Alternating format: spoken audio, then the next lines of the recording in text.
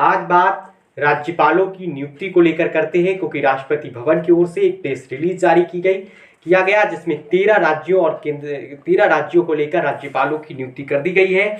जिसमें सबसे प्रमुख नाम अगर कहा जाए तो राजस्थान विधानसभा में नेता प्रतिपक्ष गुलाब चंद कटारिया का है, जिन्हें अब असम का राज्यपाल बनाया गया है। इसके अलावा केवल त्रिवेंद्र पटनायक को अरुणाचल प्रदेश का राज्यपाल बनाया गया है। लक्ष्मण प्रसाद आचार्य सिक्किम के राज्यपाल होंगे। सीपी राधाकृष्णन झारखंड के नए राज्यपाल होंगे। सीपी राधाकृष्णन को के बारे में कहा जाए तो बीजेपी के वरिष्ठ नेता है तमिलनाडु के।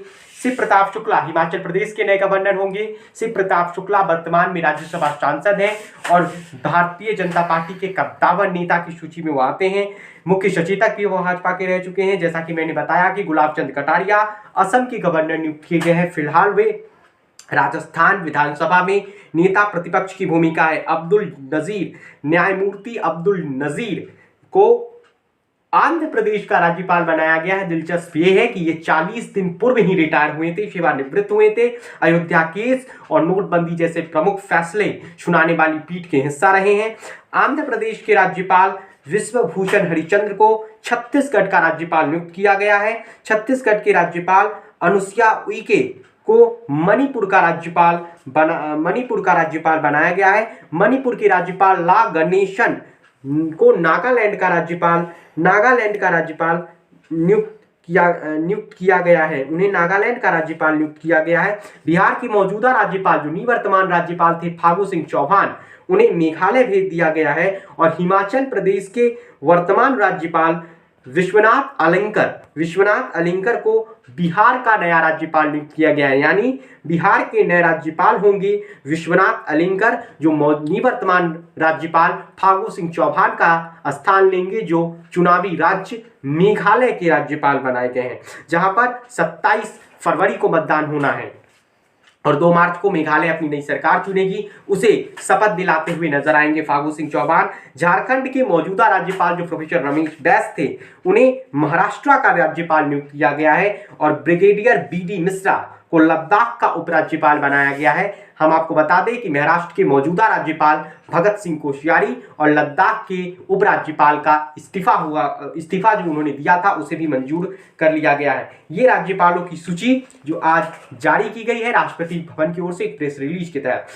सबसे दिलचस्प में यह रहा कि प्रधानमंत्री नरेंद्र मोदी आज राजस्थान जा रहे हैं में प्रधानमंत्री का एक कार्यक्रम है, एक रैली है। उससे चंद घंटे पहले ही राजस्थान विधानसभा में नेता विपक्ष और भाजपा के वरिष्ठ नेता गुलाब चंद कटारिया को राज्यपाल बना दिया गया है असम का।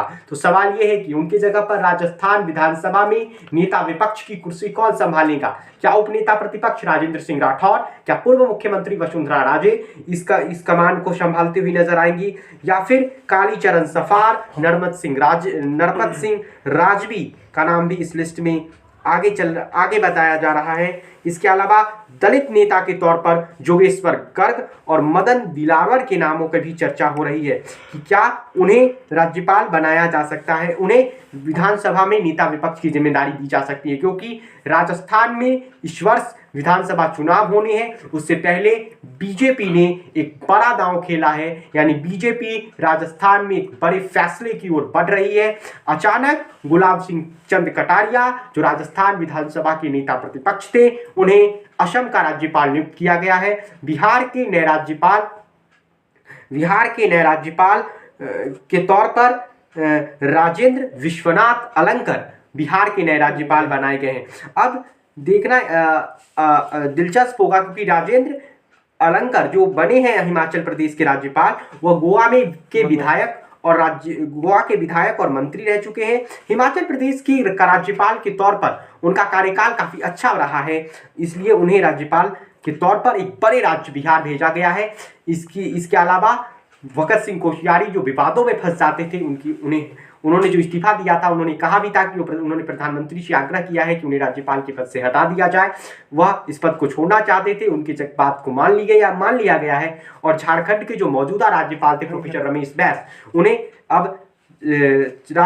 अब महाराष्ट्र का राज्यपाल बनाया गया है।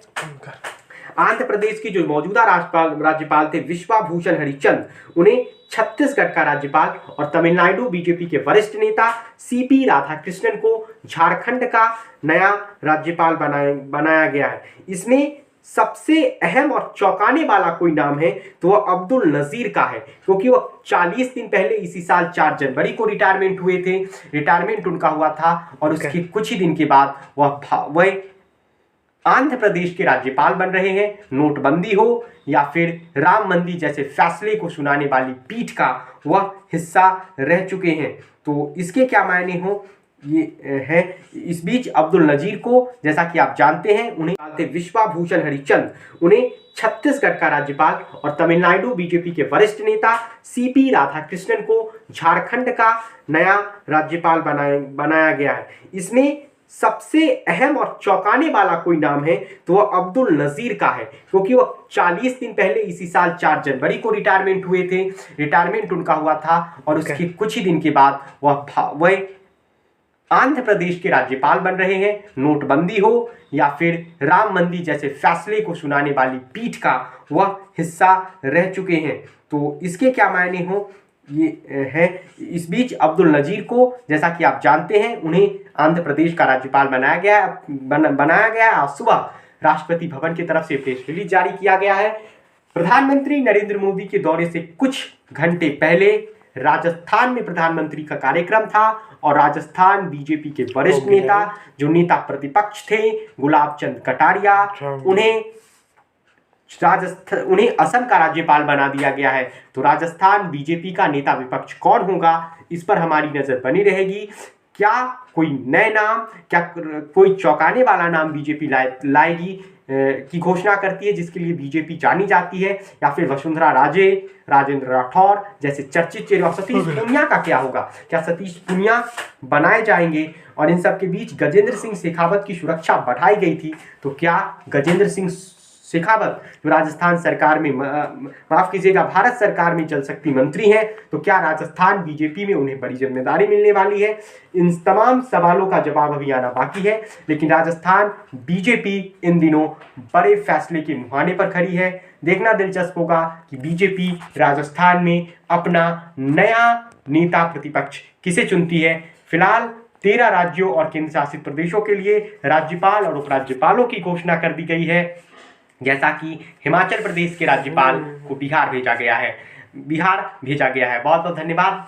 ये वीडियो आप जन नेटवर्क पर देख रहे थे। अगर वीडियो पसंद आया तो वीडियो को लाइक करें व चैनल को सब्सक्राइब करें। बहुत बहुत धन्यवाद आपका।